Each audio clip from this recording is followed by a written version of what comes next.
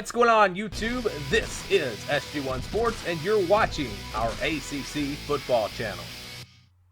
Virginia Tech started off pretty slow in 2019, despite having a pretty easy schedule, and I think that's really the case with most teams in the ACC. You'd say, yeah, their schedules are pretty easy because the conference was down last year.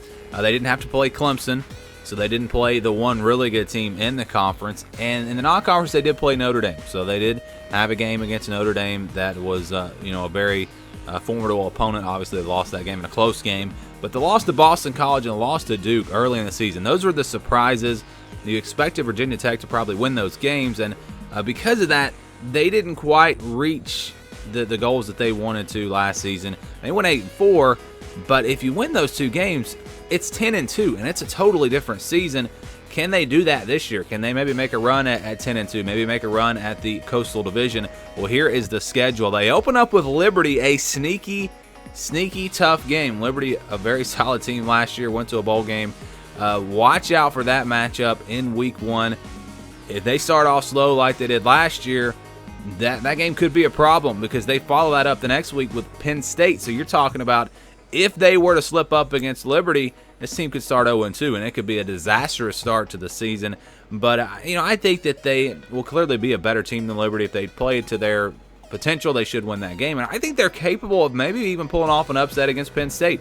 They're playing at home, very tough place to play. Penn State's going to be really good this year, don't get me wrong. But I think Virginia Tech has a chance to be really good. And playing at home, I think they'll have a shot in that game. Really looking forward to that. There are a ton of great matchups in week 2 of the season this upcoming year, and that is just one of them.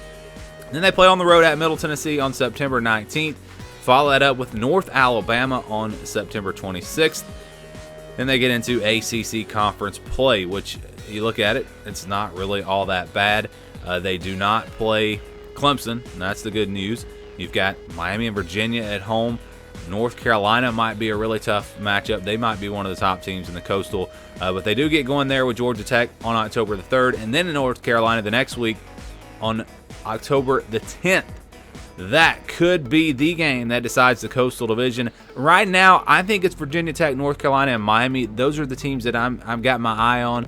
Don't count out Virginia and Pitt. I mean, those teams could maybe make a run at this thing as well.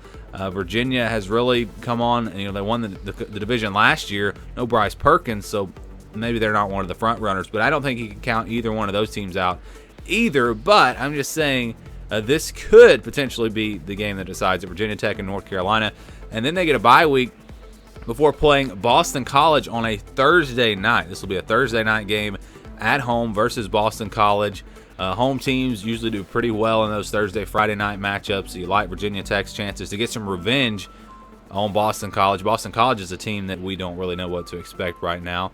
And after that they go, so that works out really well. You get a bye week before a Thursday game, and it's almost like getting 2 bye weeks. It's not exactly, because you don't have a whole 2 weeks between Boston College and Louisville, but you'll have more than a normal week.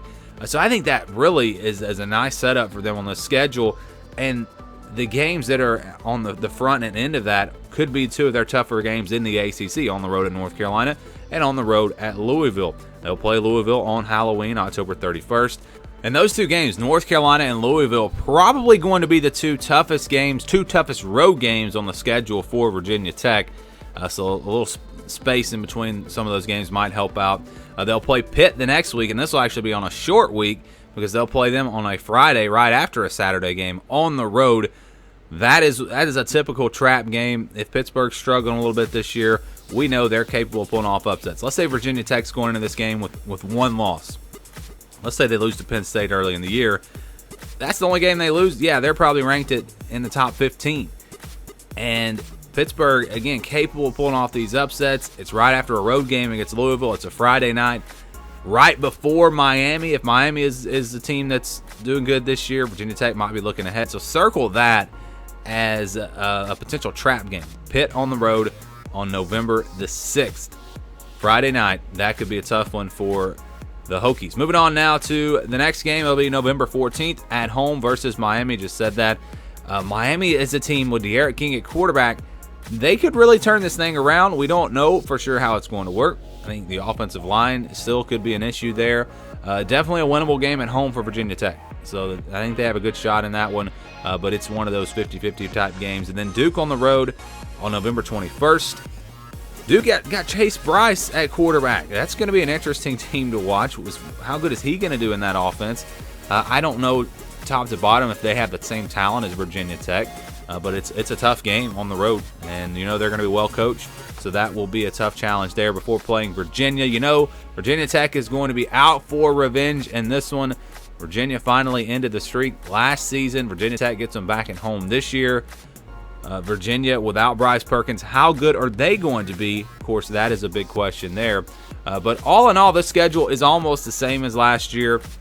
You take Notre Dame out, put Penn State in. Maybe Penn State's a little bit better this year than Notre Dame was last year. But the game's at home this year. Last year was on the road at Notre Dame.